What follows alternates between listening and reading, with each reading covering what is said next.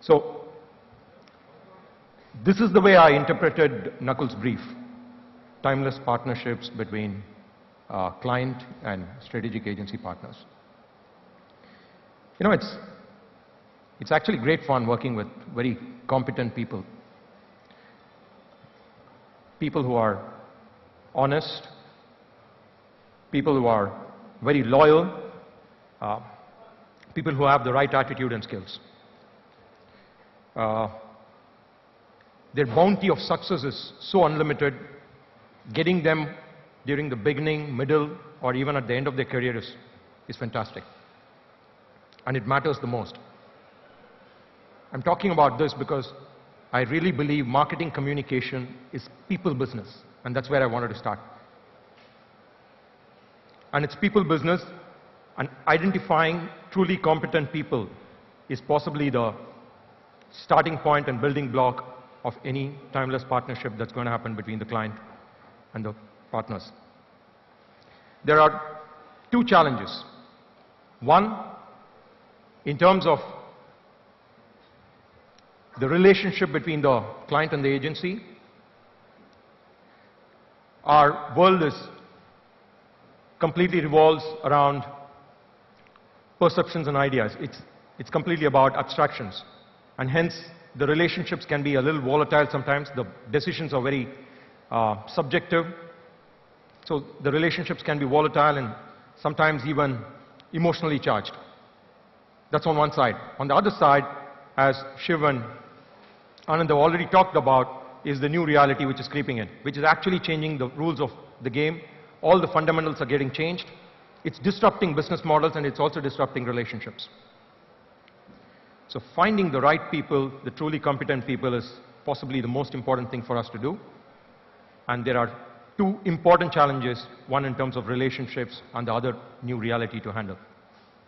So for the next 20 minutes, I'm going to be talking about the governing principles, in my belief, which actually run through to make sure that these partnerships are timeless in nature.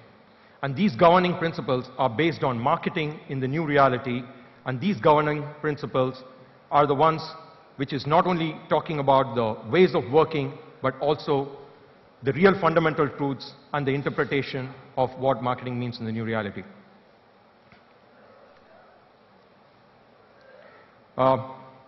At Nestle, we value very much, on one side, to adapt to change, to adapt to meaningful change, and even anticipate change.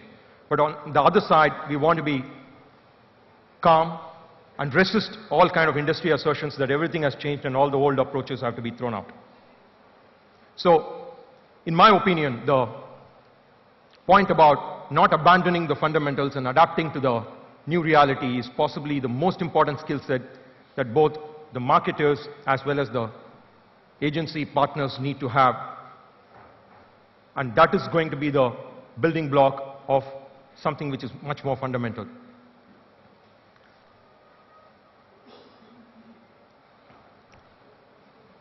On one side, again, as Anand talked about, is the human inside, the brand proposition, the big idea, the essential fundamentals of marketing which we need to live with.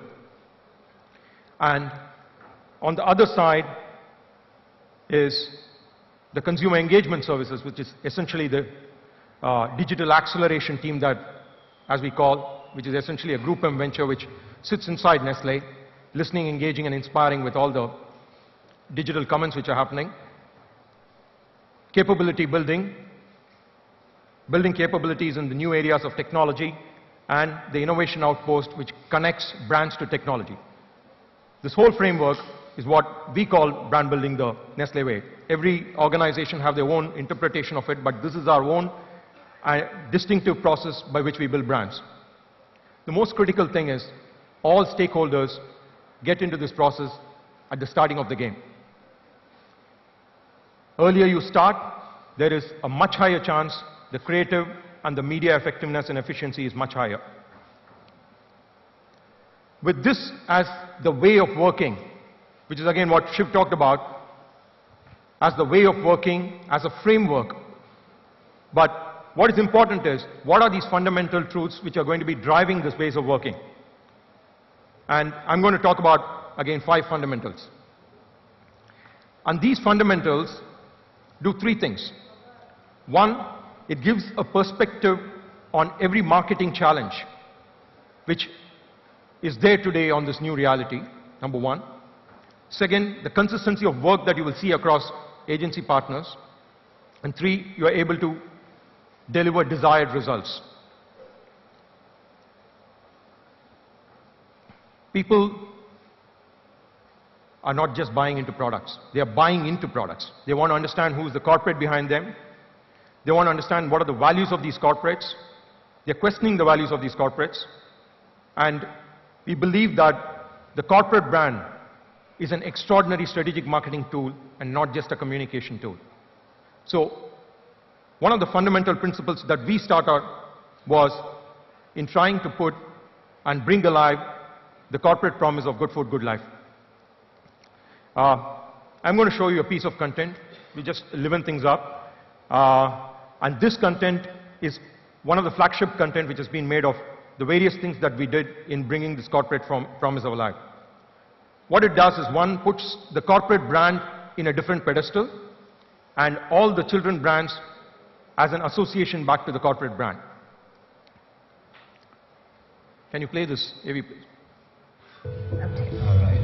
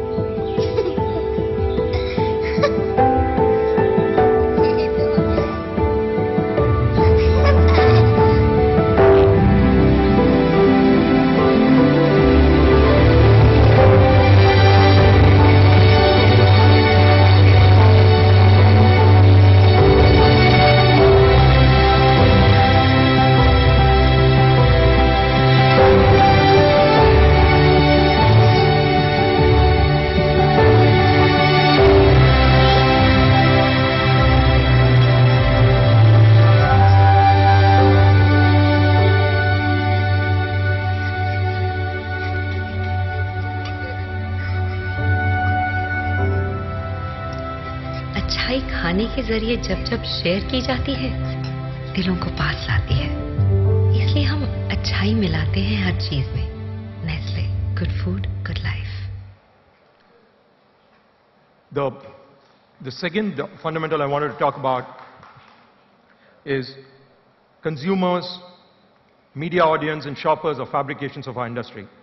It essentially makes us allocate tasks within the marketing teams and the strategic partners. We all live fluid lives. Of course, we eat, consume, shop, but not with any clear separation. So understanding the point about the fluid lives and understanding people as human beings and not just as consumers and shoppers and media audience has the ability to make work not superficial. One of the biggest challenges that we had was in trying to define a role for coffee in our youth's life in this country. And at that point of time, we undertook a study to understand what are the levers in which you can understand what the youth of today are going through, what are their struggles, what are their aspirations, and what could be the role of coffee. That's how it came that the role of coffee could be very clearly a cup of resolve, which can be a partner and companion to the struggles of today's youth in getting to their aspirations. So I want to play you this.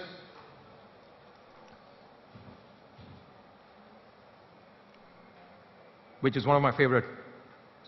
एक अगलाते हुए comedian की सबसे बड़ी strength होती है suspense. हर audience आपकी तरह patient नहीं होती।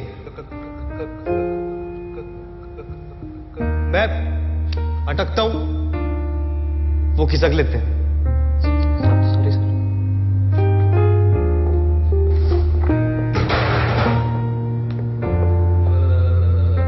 घर वाले कहते थे जल्दी एक जोक सुना, अब कहते हैं जोक छोड़ जल्दी सुना। तो मैं भी ढीठ हूं, जोक सुनाए बगैर जाऊंगा नहीं।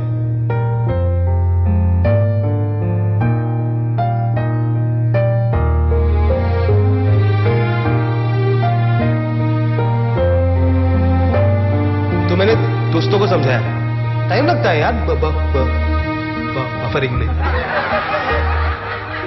लैंडलॉर्ड को समझाया, तो मांगे थे 8 दे क्या 2 2 2 2 8 वेरी फनी। कि आजकल जोक्स भी किश्तों में आते हैं। पुलिस वाला कहता है कि कानून के हाथ से लंबा तो मेरा जोक है। दुनिया को समझाया, अरे जोक तो खत्म करो, सस्पेंस में छोड़ दिया। सब्र का फल मीठा होता है। सुबह सुबह पार्क गया, वहां खुद ही समझ गया। Laughter club, they laugh at anything.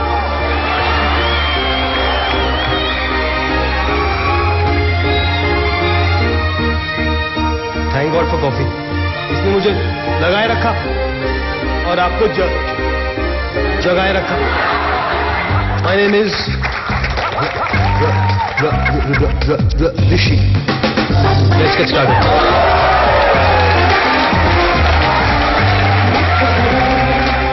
Nestle, good food, good life.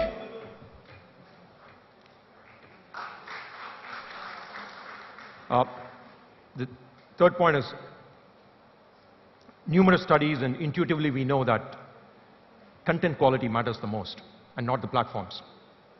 I repeat this again because there have been a lot of talks, and both with my earlier speakers as well as the industry, about platforms and the role they play. But in my view, I think content quality is the key. And if the message quality is great, it's going to get rewarded immediately by technology, immediately by people, because powered by technology. And if the message quality is not great, it's going to get trashed. So asking the question whether YouTube is better than Facebook, is better than Twitter, is actually missing the point. The question is, what kind of content is actually going to be working in these platforms? One of the brands in which we were able to understand this very clearly, and it was a new brand which was getting launched in a very highly competitive space, and we were very clear that the quality of content which was generated by the clear process of getting an insight and getting into a big idea of to love is to share, how could it be interpreted and put in a platform where a simple platform like YouTube, but still you could have much more engagement. Alpino, please. ये वो summer collection का cherry वाला lipstick है ना? तुम्हें कैसे पता? सोनल भी यही लगाती थी। इनफैक्ट इसका जो वो टैंगी आफ्टर टेस्ट है ना, I used to love it.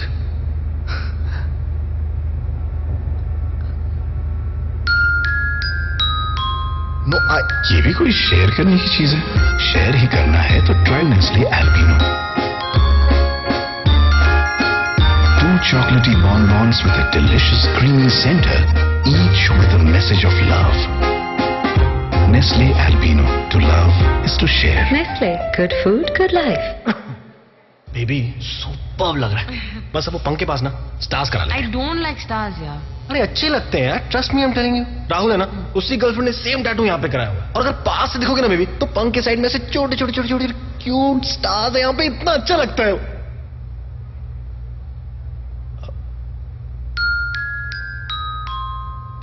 ये भी कोई शेयर करने की चीज है?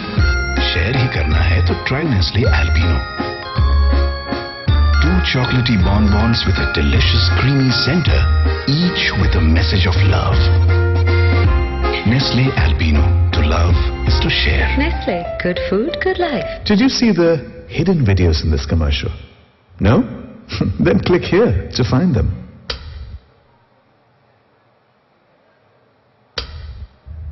क्या यार, तुम्हारी बेस्ट फ्रेंड है और तुम्हें नंबर याद नहीं? सिंपल सा तो है, 9820764452। हाँ।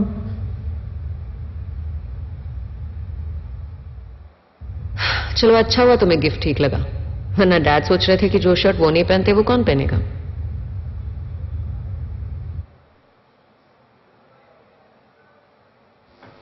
So, the fourth point is about engagement is just an enabler and not the ultimate result for us. There are a plethora of social engagement metrics today. There are likes, views, comments, shares, retweets, favorites. All these social engagement metrics are extremely useful. They help you actually optimize content and even delivery. But we still make our money selling coffee and noodles. So for us, the ultimate result of increasing sales, directly or indirectly, or making sure that there is a positive rub-off on brand equity is what ultimately matters. Just to remind, the brand I'm going to talk about is one of the most loved food brands in this country. And the stories which were written by consumers, more than 100 stories were shot as advertising content quite some time back. It's called Me and Meri Maggie. I'm sure you guys remember that. Just to make a point that that was the first time actually India saw stories which were curated, even though the digital medium was not as big. Even today, if you actually dip into the digital medium, you will find Maggie has possibly the highest amount of user-generated content which gets created. And the kind of engagement that Maggie has on the medium is extraordinary. Here was a challenge, a very strong business challenge of trying to make sure that we are able to get our sales numbers and our equity numbers during times where there was a price increase. And we went back to the fundamentals and also ensured that not only the sales goes up, but also the engagement gets built. This was the Mom's Maggie. Same शहर में अकेले रहने की क्या जरूरत है? I'm 21, Mom. अब independent नहीं बनूंगी तो कब? माँ की क्या जरूरत है? माँ, मुझे लगा आप मुझे समझोगी। अच्छा छोड़ो, भूख लगी है? बहुत। मैगी मैं बनाऊं? हाँ, इंडिपेंडेंट जो हो गई हो। मैं काट दूं?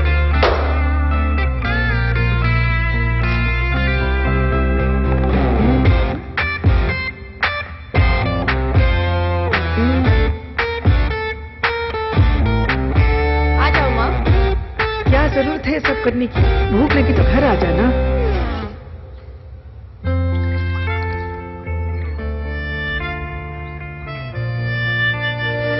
ये तो मेरा वाला टेस्ट है। आप ही की तो रेसिपी है। अगली बार भूख लगे तो आप घर आ जाना। कुछ खुशियों की रेसिपी सिर्फ माँ को ही आती है। Nestle, good food, good life. The final one I'm going to cover is for the creatives here. I think in today's reality, safe is not safe. During very short-term pressures, normally we, or as most of the clients, we resort to advertising which essentially goes with the category rules.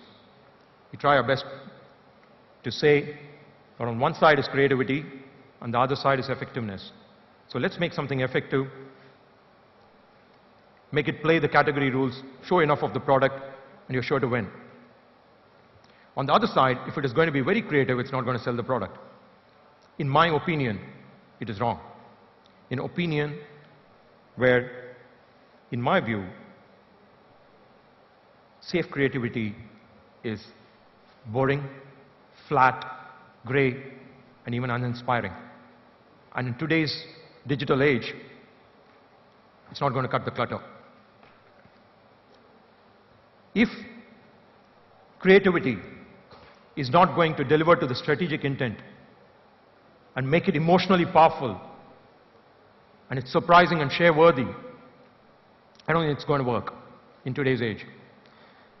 The change from safe creativity to relevant creativity is something, as a part of my team and as part of my process, I try propagating. And here's the last one, which is just been released.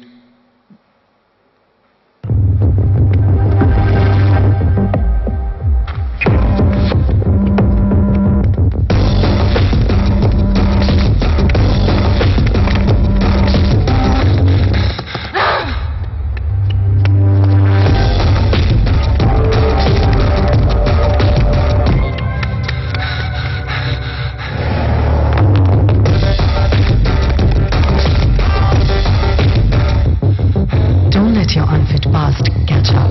Nestle A+ Slim Milk with 15 times less fat helps you get better.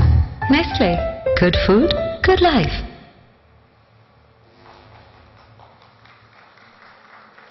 So, I conclude here. Number one is people. In my opinion, truly competent people are the ones which make this business work. Two, in this area of relationships and the new reality streaming in, I think it's important to have certain guiding principles and certain fundamentals very clear. These fundamentals could be the perspectives as a client or an agency you have, but to be very clear about it and share it is the most important thing to build a partnership which is timeless. Thank you. Thanks, Chandru. You said something interesting, and Shiv, a little while ago, said that the client also needs to start taking some risks, while you talked about safe creativity. Now, when you put these two together, obviously you want a creative that works really hard and moves product off the shelves, while sometimes the agency can turn around and say, you know what, we want to push the envelope on creativity because we believe that will move product off the shelf, right? Because there are several times that's the debate. What you believe as the client will move product off the shelf, which is kind of tried, tested, tests well, etc. And the agency which says, we have the gut, we understand this business. So how do you resolve that, and how do you sort of move forward in these timeless partnerships that you talked about? So, in my opinion, creativity to become content needs two things. One is inventiveness and the other is courage. This inventiveness can come from the agency, but the courage has to come from the client. There are risks the client needs to take, and one without the other. If you're extremely creative and you don't have the courage, normally it doesn't see the light of the day. Right. So I go back to the point I raised on trying to say, today what we describe as safe creativity is actually flat and boring. It's uninspiring. And in this time of clutter and in this time of new reality, people are not going to pay heed to it. It is extremely important that you change the course of the game to something which is called relevant creativity, which essentially is on strategy. But it's surprising and share-worthy and emotionally powerful. And if you don't shift the needle there, it is going to be that you're putting a lot of GRPs, but still the needle is not going to move, essentially both on sales as well as brand equity. Right. So since you look after the digital part of the business as well, and you guys are now releasing a lot of ad in the digital medium. In fact, the comedian ad, I remember you called me, it was released on the digital medium initially and then brought into TV. So what systems does Nestle have? Because when you release something on digital media, you start getting feedback almost instantaneously, right? it's either working or it's not working. It's either going viral or it's not, right? So what systems do you have to take care of that very quickly?